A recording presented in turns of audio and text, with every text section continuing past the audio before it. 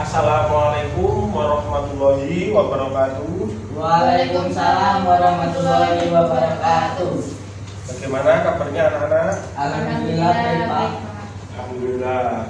Baiklah, sebelum kita mulai materi pertemuan kali ini, untuk pertemuan minggu lalu, apakah ada yang ditanyakan? Jika ada, silakan. Jika Pak cukup. Jika cukup. Sebelum masuk ke materinya, Bapak ingin bertanya dulu. Ini dan ini namanya apa? Ada yang tahu? Silakan jawab. Baiklah, saudari Elsa. Kalau yang di depan itu peta, Pak. Kalau yang mau pegang itu atlas. Baiklah, benar. Jadi yang di sini adalah peta dan ini adalah atlas. Perbedaannya adalah jika peta ini menurut KBBI adalah gambaran atau lukisan di atas kertas mengenai laut, tanah, danau, gunung, dan sebagainya. Sedangkan menurut ahli kartografi, peta adalah gambaran profesional permukaan bumi yang diperkecil dan terlihat dari atas. Itu yang dimaksud dari peta. Jadi peta itu ditemukan pertama kali oleh Bapak Claudius Ptolemaeus pada abad kedua sebelum Masehi pada bukunya yang berjudul Geografia. Untuk ahli peta sendiri itu dinamakan kartograf, dan ilmu yang mempelajari peta itu disebut dengan kartografi. Baik, kita masuk ke materinya, yaitu adalah peta. Jadi Bapak dari tadi berbicara tentang peta. Nah, fungsinya apa? Jadi fungsi peta itu yang pertama adalah untuk menggambarkan suatu wilayah dengan ukuran yang lebih kecil secara detail dan menyeluruh. Yang kedua adalah untuk sebagai perencanaan sumber data untuk pelaksanaan proses pembangunan. Dan yang ketiga adalah untuk mengetahui perbedaan kondisi geografis di suatu wilayah yang berbeda-beda. Itu tadi tentang fungsinya. Jika ada yang ditanyakan, silakan. Apakah tidak ada?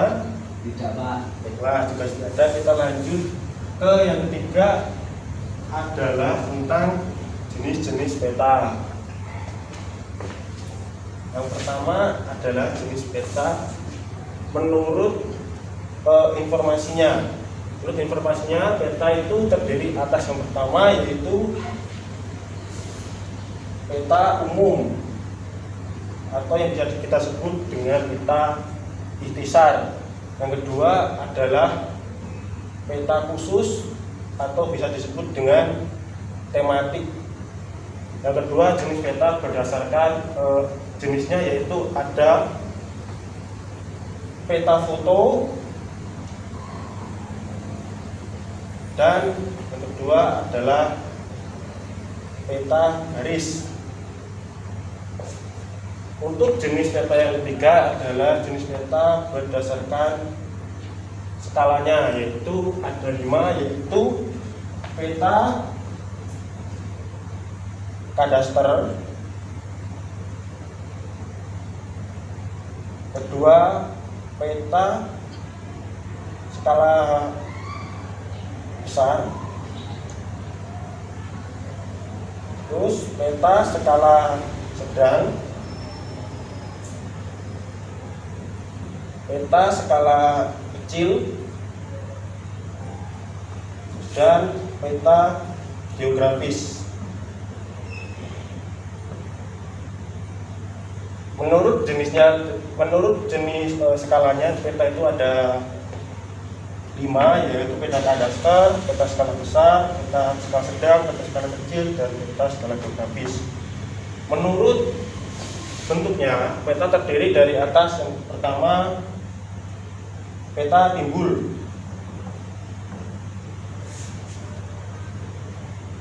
lalu peta datar, dan peta digital.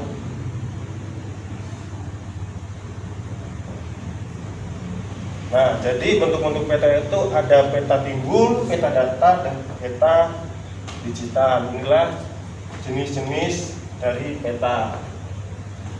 Masuk ke materi yang selanjutnya adalah tentang unsur-unsur peta. Baiklah, yang selanjutnya adalah unsur-unsur peta. Jadi unsur-unsur peta itu terdiri dari atas. Yang pertama adalah judul peta. Judul peta di sini berfungsi untuk mengetahui isi dari peta yang sedang digambarkan. Yang kedua adalah arah angin atau mata angin. Umumnya arah mata angin ini biasanya mengarah kepada utara, arah utara. Yang ketiga adalah garis astronomis. Yang ketiga adalah garis astronomis. Jadi garis astronomis itu adalah garis hayal yang tinggi. Garis astronomis terdiri dari atas, garis lintang, dan garis bujur. Unsur yang keempat adalah inset. Jadi inset itu adalah di sini tidak ada, jadi Bapak akan menerangkan saja. Inset itu adalah peta di dalam peta. Fungsinya inset adalah untuk mengetahui perbedaan suatu wilayah berdasarkan wilayah yang lebih luas. Itu disebut inset. Unsur yang selanjutnya adalah tahun pembuatan. Tahun pembuatan berfungsi sebagai untuk mengetahui kapan dan siapa sih pembuat dari peta tersebut. Yang selanjutnya adalah unsur simbol. Jadi unsur simbol di sini gunanya untuk menyederhanakan penampakan objek-objek yang ada di permukaan bumi. Simbol-simbol sendiri terbagi menjadi 3 bagian, yaitu adalah yang pertama simbol titik, simbol garis, dan simbol area. Simbol titik itu contohnya seperti bandara, pelabuhan, terus kabupaten kota, kabupaten provinsi, dan sebagainya. Sedangkan simbol garis itu adalah objek di permukaan bumi yang memiliki panjang. Contohnya yaitu adalah rel kereta api, jalan raya, dan sungai. Sedangkan simbol area adalah simbol yang mewakili penampakan di muka bumi yang berbentuk luasan. Contohnya adalah danau, sungai, kawasan industri, dan juga hutan. Yang selanjutnya, unsur selanjutnya adalah skala. Jadi skala itu adalah jarak perbandingan antara jarak sebenarnya dengan jarak yang ada di peta. Itu yang dinamakan dengan skala. Skala sendiri terbagi menjadi 3, yaitu skala numerik, skala instumil, dan skala grafis atau balok. Yang selanjutnya adalah legenda. Jadi legenda ini adalah keterangan yang memuat simbol-simbol, baik dari simbol titik, simbol garis, dan simbol area. Gunanya untuk apa? Yaitu legenda digunakan untuk agar pembaca peta mengetahui isi dari peta tersebut. Selanjutnya adalah syarat-syarat tentang membuat peta. Jadi membuat peta itu harus ada syarat-syaratnya, tidak asal membuat. Hal yang pertama yaitu adalah konform. Konform di sini adalah bentuk. Jadi saat membuat peta kita harus menyerupai bentuk aslinya. Jadi kalau kita membuat peta Lampung, jangan kita membuat peta Jakarta atau peta Jawa Barat, itu tidak boleh.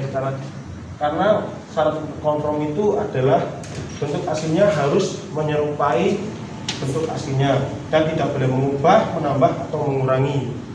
Itu adalah syarat konform. Yang kedua adalah ekuivalen. Syarat ekuivalen ini adalah syarat tentang skala. Jadi jika skala di sini 1 berbanding 1 juta, jadi setiap 1 cm di sini mewakili 1 juta di aslinya, tidak boleh ditambah atau tidak boleh dikurangi. Itu adalah syarat dari ekuivalen. Yang ketiga adalah syarat ekuidistan atau jarak. Jadi kalau kita itu harus kita mengetahui jarak dan posisinya, tidak boleh asal. Contohnya kita membuat peta Lampung, metro dengan kota Bumi kan sudah ada posisi dan tempatnya masing-masing. Jangan kita dekatkan ke metro atau metro kita dekatkan ke kota Bumi, itu tidak boleh. Itu melanggar tentang syarat-syarat dari ekuidistan tadi. Jadi syarat-syarat untuk membuat peta sendiri terbagi menjadi 3, yaitu syarat nongkrong, ekuivalen, dan ekuidistan. Baiklah, jika ada yang ingin ditanyakan, silakan. Izin bertanya Pak, Baik, Mas Bagus, ingin bertanya tentang apa? apa perbedaan antara skala numerik, skala instrumen, dan skala grafis atau balok? Baik, jadi Bagus bertanya tentang perbedaan dari numerik, instrumen, dan grafis dari skala. Sebelum Bapak menjawab, apakah ada yang ingin menjawab terlebih dahulu? Jika ada, dipersilakan. Saya Pak, Baiklah, saudari Elsa, silakan jika ingin menjawab. kalau kan tadi skala ada 3 Pak. Terus yang pertama itu skala numerik, yaitu adalah skala perbedaan jarak pada peta dengan jarak sebenarnya yang ada di dalam bentuk angka. Terus yang kedua skala inch-to-mil adalah perbedaan jarak per inch pada peta dengan jarak per mil sebenarnya. Terus yang ketiga adalah skala grafis atau balok, adalah perbedaan jarak pada peta dengan jarak sebenarnya dalam bentuk garis. Baik, benar sekali ya dari jawaban dari Mbak Elsa, Mas Bagus. Jadi skala numerik itu adalah skala menggunakan angka untuk jarak sebenarnya dan juga jarak pada peta. Sedangkan skala menggunakan inch to mil itu adalah kita menggunakan per inci pada peta, itu mewakili per mil pada jarak sebenarnya. Sedangkan pada grafis yaitu skala menggunakan garis atau balok. Biasanya 1 meter itu mewakili beberapa kilometer yang ada di sebelahnya. Itu Mas Bagus. Apakah paham sudah? Paham Pak? Baiklah, kan tadi sudah ada pertama bertanya, sekarang giliran Bapak yang bertanya, yaitu tentang tadi Bapak menyimpulkan tentang simbol-simbol kan. Nah, apa saja sih simbol-simbol tadi dan berikan contohnya. Jika ada, silakan bertanya jika bisa. Saya izin menjawab Pak. Baiklah, untuk saudari Elsa silakan. Simbol tadi ada 3. Yang pertama simbol titik, garis, dan area. Kalau simbol titik itu contohnya gunung, bandara, dan pelabuhan. Baik. Kalau garis itu seperti sungai, jalan raya, dan jalur kereta api. Ya. Terus yang ketiga yaitu simbol area. Contohnya itu kayak persawahan, danau, dan kawasan industri. Nah, benar sekali dari mereka. Jadi simbol tadi terbagi dari 3 bagian, yaitu simbol titik, simbol garis, dan simbol area. Contohnya sudah Mbak Elsa jelaskan tadi. Baiklah, terima kasih. Sebelum Bapak menutup part ini, Bapak akan memberikan kesimpulan. Jadi kesimpulannya adalah peta adalah gambaran konvensional permukaan bumi yang diperkecil dan seperti terlihat dari atas. Gunanya peta adalah untuk menggambarkan suatu wilayah yang diperkecil secara detail maupun menyeluruh, serta untuk sumber data dalam perencanaan dan pelaksanaan pembangunan, juga untuk mengetahui perbedaan antar kondisi geografis di daerah. Jenis-jenis peta tadi ada peta berdasarkan informasinya, yaitu ada peta umum dan peta khusus. Berdasarkan jenisnya ada peta foto dan peta garis. Berdasarkan skalanya ada peta kadaster, peta skala besar, peta skala sedang, peta skala kecil, dan peta skala geografis. Untuk bentuk jenis bentuk petanya ada peta timbul, peta data, dan peta digital. Unsur-unsur peta terdiri dari atas, yang pertama judul, yang kedua adalah arah angin, yang ketiga garis astronomis, yaitu antara garis bintang dan garis bujur, yang keempat inset, yang kelima tahun pembuatan, yang keenam adalah simbol-simbol tadi ada 3, yaitu simbol titik, simbol garis, dan simbol area. Yang ketujuh skala, yang Mas Bagus tadi tanyakan ada skala numerik, inch to mil, dan skala grafis. Dan yang kedelapan adalah unsur peta legenda. Syarat-syarat untuk menggambar peta ada 3, yaitu adalah confirm, equidistant, dan equivalent. Tadi kesimpulannya. Baiklah, jika ada yang ditanyakan, Bapak persilahkan lagi. Ya, Apakah Pak. cukup? Pak. Baiklah, jika cukup, untuk pertemuan minggu depan Bapak akan memberikan tugas, yaitu mengerjakan LKS halaman 50. Nanti dikumpul lewat email Bapak, akan Bapak kirimkan ke ketua kelas. Bagaimana untuk tugas? Apakah masih ada yang ingin ditanyakan untuk tugas? Tidak Pak, cukup. Baiklah, jika cukup, sebelum Bapak akhiri, Bapak akan memberikan pesan, yaitu pendidikan adalah kunci sukses untuk orang-orang yang mempersiapkannya pada hari ini. Baiklah, demikian materi dari Bapak tadi. Bapak akhiri, wabillahi taufiq wal hidayah. Wassalamualaikum warahmatullahi wabarakatuh. Waalaikumsalam warahmatullahi wabarakatuh.